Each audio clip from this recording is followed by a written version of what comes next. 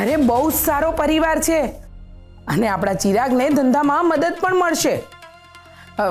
જો તું તારી રીતે એને સમજાવજે હો ફોન ઉપર. અને હવે તમે લોકો જલ્દી આવો તો લગ્નનું નક્કી કરીશું. હા ઠીક છે, લજ્જાબેન હું ફોન મૂકું. હા, આ મનસુખભાઈની એકની એક દીકરી છે અને હવે તો ચિરાગ પણ એકનો એક જ દીકરો. એટલે કેવું થયું નહીં? ધ્વનિતની ઉંમર જ શું હતી? હજી તો આખી જિંદગી એની સામે પડી હતી ને આવું થઈ ગયું. પણ ચિરાગ છે ને બધું જ સંભાળી લે છે, ઘર પરિવાર બિઝનેસ પણ. ઘરની નાની મોટી દરેક જરૂરિયાતો એ જ પૂરી કરે છે. સો ચિરાગ, મને ગમ્યું. ફાઇનલી તે નિર્ણય લઈ જ લીધો. ના ના,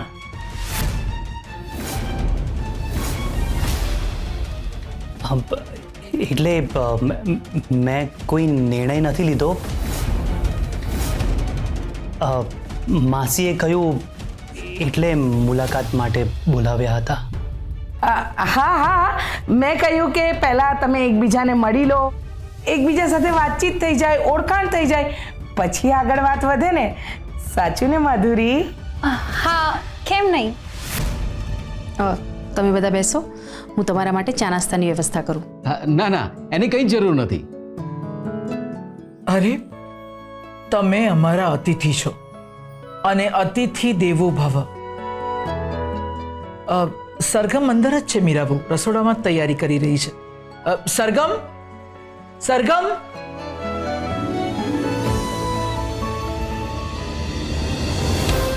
ઊભી રહે. અશુભ કાર્ય છે તો તું રસોડામાં રહે ને એ વધારે સારું.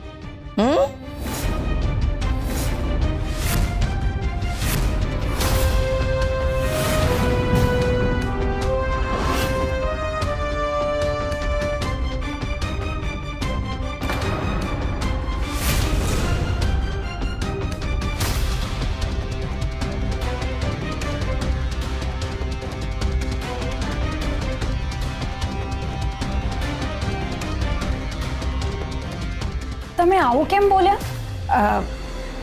એમાં એવું છે ને બેટા કે તમારા બંનેના જીવનની નવી શરૂઆત છે અને એક તરફ એના પતિનું અવસાન થયું છે એટલે મેં કહ્યું કે વધારે કામ ન કરે.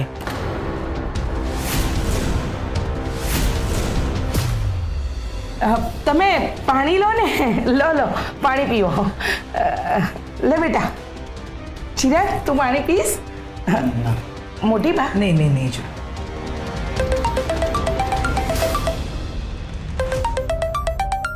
મારે જરૂરી ફોન આવે છે, હું વાત કરીને આવું.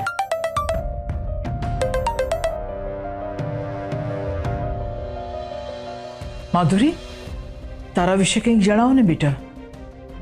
મોટી બા, માધુરીએ MBA કર્યું છે અને હજુ પણ મારી સાથે મારા બિઝનેસમાં મારી સાથે જ છે અને મોટા પ્રોજેક્ટ પણ અત્યારે હેન્ડલ કરી રહી છે. આ તો બહુ સારું કહેવાય. અને તમારા પત્ની?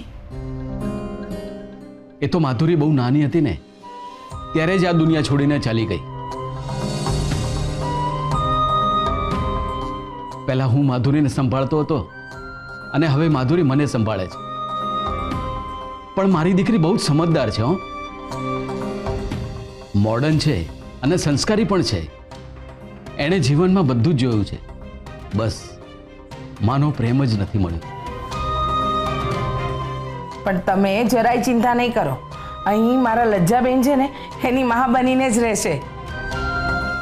અને મોટી બા પણ તો છે ને. ખરું ને મોટી બા? હા. હું આ ટ્રે મૂકીને આવું છું. અરે નાના બેટા રહેવા દે, હું મૂકી આવું છું. ના આંટી, હું મૂકી આવીશ, તમે બેસો.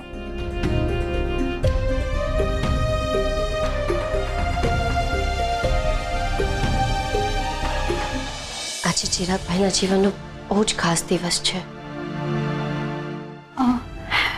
હેલો.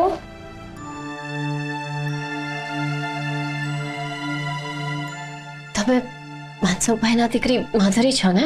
હા, મેં તમને બહાર ન જોયો એટલે મને થયું કે આ ટ્રે મૂકવાના બહાને જ તમને મળી લઉં. એકચ્યુઅલી નાસ્તાની તૈયારી કરી રહી હતી ને એટલે રસોડામાં હતી, પણ હું પછી તમને લોકોને મળવા આવવાની જ હતી. આજે સવારે જ મળ્યા અને અત્યારે સાંજે ફરી મુલાકાત થઈ. મને તો અંદાજ જ નહોતો કે તમે અહીં મળશો.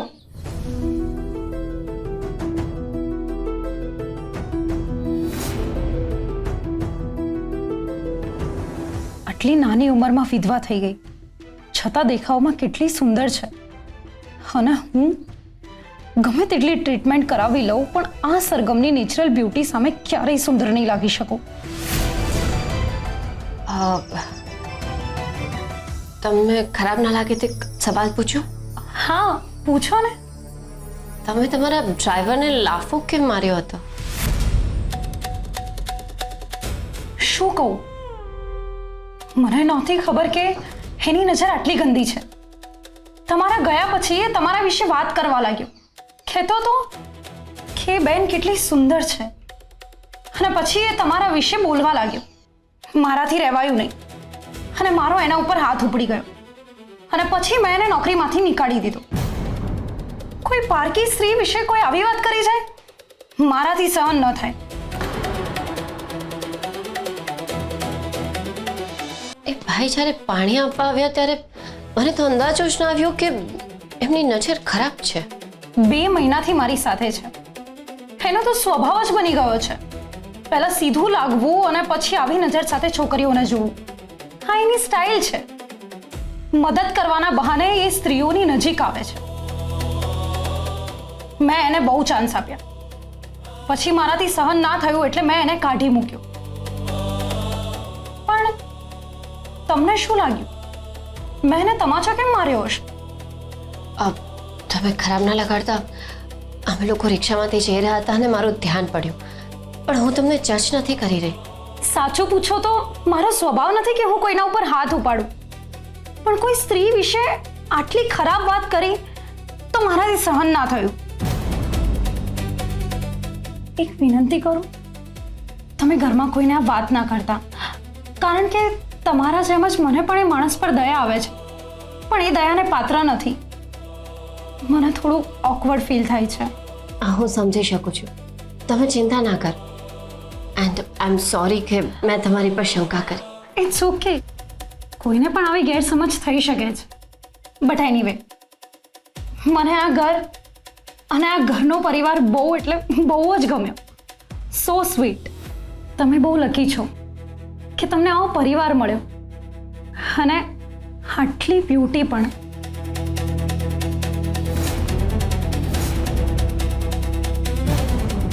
માધુરી બેટા, ચાલ, ચિરાગને તારી સાથે વાત કરવી છે. એ રૂમમાં તારી રાહ જોવે છે. ઠીક છે, હું આવું છું. હા, હું તને વિનંતી કરું છું. માંડ માંડ ચિરાગના લગ્નની વાત આગળ વધી રહી છે. તું થોડો સમય એનાથી દૂર રહેજે. હા,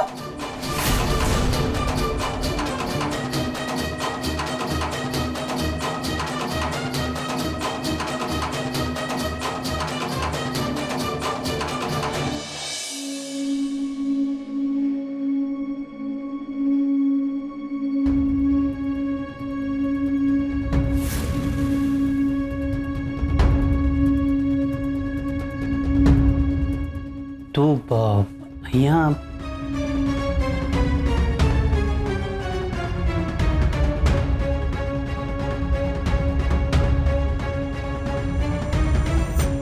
સોરી, પણ મને ગાયત્રી આંટીએ કહ્યું કે તમારે મારી સાથે એકલતામાં વાત કરવી છે. આ ગાયત્રી માસી પણ સમજતા નથી. શું થયું? બધું બરાબર તો છે ને? હા, બધું બરોબર છે. હા, તું બેસ ને. પાણી. Let's be practical, Chirag. હું તમને તમારા શોખ કે એના વિશે નહીં પૂછું, મને તમારા વિશે કોને? હું પહેલેથી જ મોટા પરિવારમાં ઉછર્યો છું અને મારો વધારે સમય ધંધા પાછળ અને પેઢીમાં ગયો છે. એટલે ક્યારે પોતાની જાત વિશે વિચારવાનો કે પછી પોતાની જાત સંભાળવાનો સમય જ નથી મળ્યો.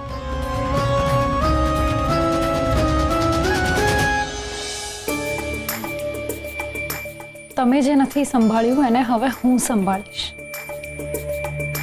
સાચું કહું ને ચિરાગ, મેં જ્યારે તમારો ફોટો જોયો હતો ને ત્યારે જ તમે ગમી ગયા હતા.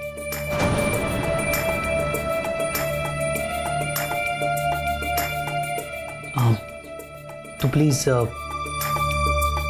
ખોટું નહીં લગાડતી, પણ સાચું કહું તો અત્યારે હું લગ્ન કરવા માટે તૈયાર નથી.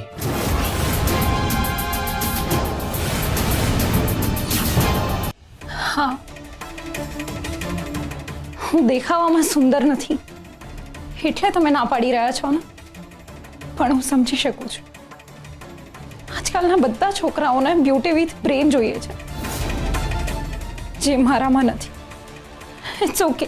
માધુરી એવું નથી. આ તો તારા પપ્પાએ જે શરત મૂકી છે ને એ મને થોડી ઓકવર્ડ લાગી.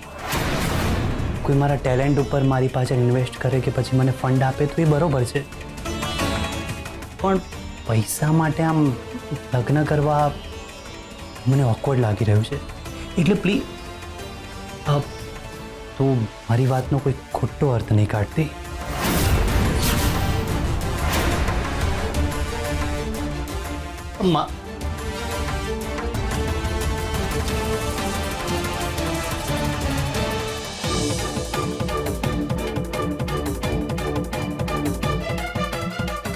અરે શું થયું?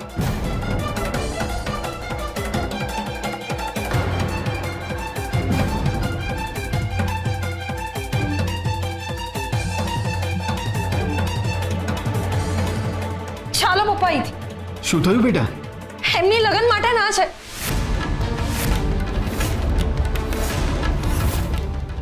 આપણે અહીંયા ખોટા આવ્યા છે. ચાલો અહીંયાથી, ચાલો. નક્કી આ બધું સરગમે જ કર્યું છે. બોલ, તેને એવું શું કહ્યું કે રડવા લાગી? મેં કંઈ નથી કહ્યું, એ તો રડતા રડતા જ નીચે ઉતરી હતી.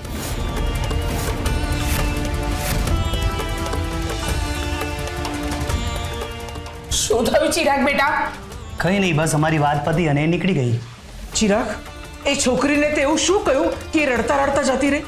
ના, એવી અમારે કોઈ વાત નથી થઈ. મેં એને બસ કહ્યું કે મારે વિચારવા માટે થોડો સમય જોઈએ છે, કેમ કે મારે બિઝનેસ પ્લાનિંગ કરવાનું છે, અને એણે આ વાતને બહુ પોઝિટિવ લીધી હતી. જો ચિરાગે કંઈ નથી કર્યું ને તો નક્કી આ સરગમે જ કંઈ કર્યું હશે. માસી, ના, મેં કંઈ જ નથી કર્યું, મારો વિશ્વાસ કરો. કયા કાળે તું પરણીને આ ઘરમાં આવી છે? બધી વસ્તુમાં આપચુકન. અરે શું બગાડ્યું છે મારા ચિરાગે તારું? ગાયત્રીબેન, સરગમ ઉપર ખોટા આક્ષેપો નહીં લગાવો તમે. મીરા તે જોયું કે નહીં? રસોડામાં સરગમ માધુરી સાથે વાત કરતી હતી. બોલ શું રસોડામાં વાત કરી હતી તે? બોલ ને.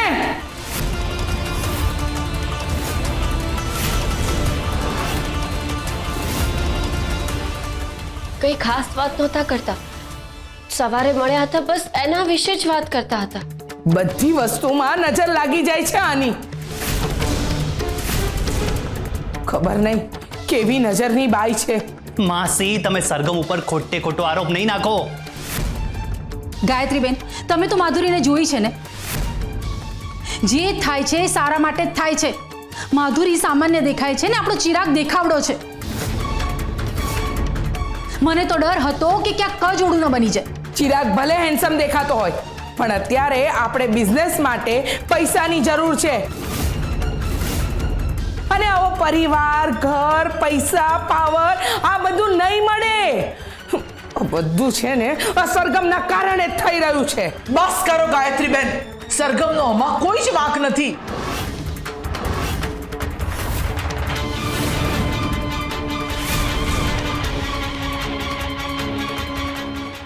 સરગમ,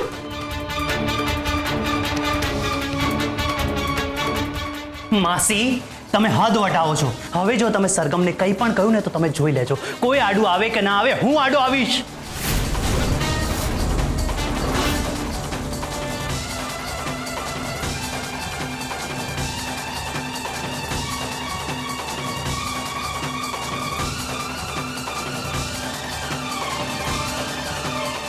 ભલે ચિરાગ અત્યારે હા ન પાડતો હોય, પરંતુ બહુ જલ્દી હું એના મોઢેથી હા કેવડાવીશ.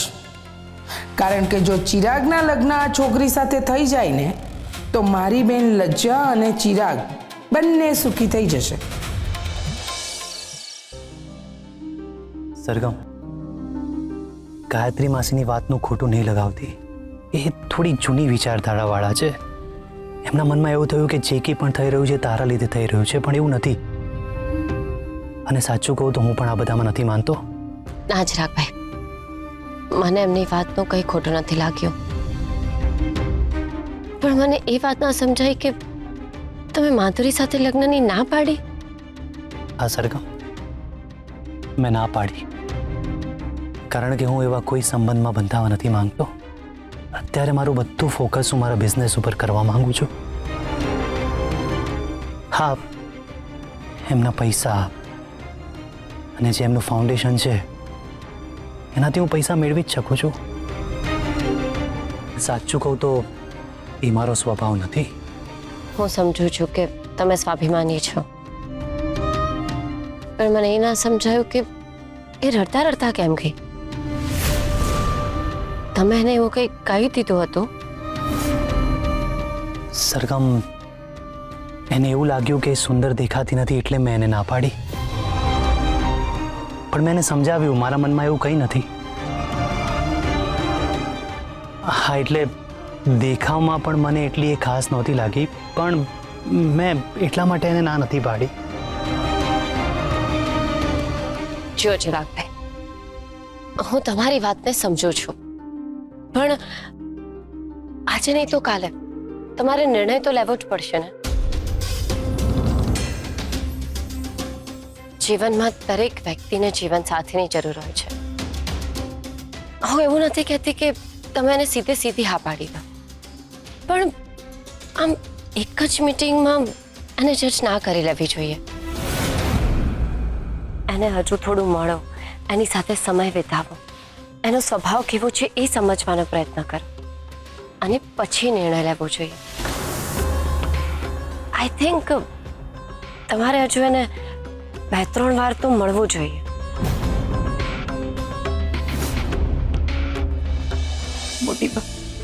મોટી બા મને માફ કરી દો. સરગમ આપણને આટલો પ્રેમ કરે છે, તમને તો એ એની સગી માની જગ્યાએ રાખે છે, અને તમે એને ના સમજી શક્યા. તમને ખબર પણ છે કે ધ્વનિતના ગયા પછી એના મનમાં આત્મહત્યા કરવાના વિચારો આવતા હતા.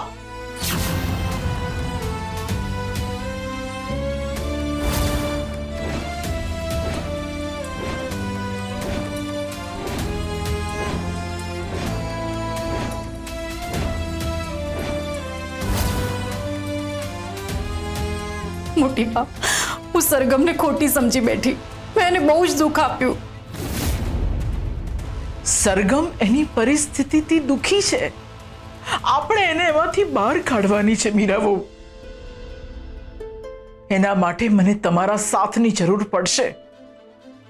ગાયત્રી બેનને પણ સમજાવી દેજો તમે કે એના ઉપર અણગમો ના રાખે. મોટી બા, તમે એની જરાય ચિંતા ના કરો. હું ગાયત્રી બેનને સમજાવી દઈશ. પણ તમે મને માફ કરી દો મોટી બા, મને માફ કરી દો.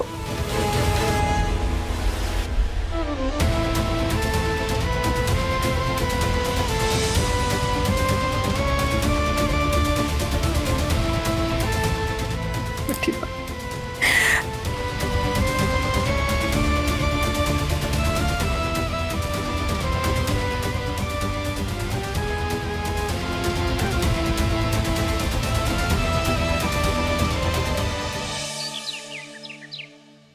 અરે બહુ જ સારો પરિવાર છે અને આપણા ચિરાગને ધંધામાં મદદ પણ મળશે. જો તું તારી રીતે એને સમજાવજે હો ફોન ઉપર. અને હવે તમે લોકો જલ્દી આવો તો લગ્નનું નક્કી કરીશું. હા ઠીક છે, લજ્જાબેન હું ફોન મૂકું. હા ગાયત્રીબેન, તમે બહુ જ ઉતાવળ કરી રહ્યા છો. ચિરાગ હજુ આ લગ્ન માટે તૈયાર નથી. આપણે એને થોડો સમય આપવો પડે. માત્ર એક પૈસાના આધારે તો સંબંધ ન બાંધી શકાય ને. ચિરાગ એના મોઢેથી કંઈ બોલતો નથી. બની શકે કે એને માધુરી ન ગમતી હોય. અરે આનાથી સારો પરિવાર આપણને નહીં મળે. તમે લોકો મારી વાત માનો. માન્યું કે છોકરી દેખાવમાં થોડી અલગ છે, પણ સંસ્કારી છે, ભણેલી ગણેલી છે ને કરોડોની મિલકતની એકલી વારસદાર છે. અરે પણ ચિરાગનું શું? એ આ લગ્ન કરવા માટે તૈયાર નથી. માસી,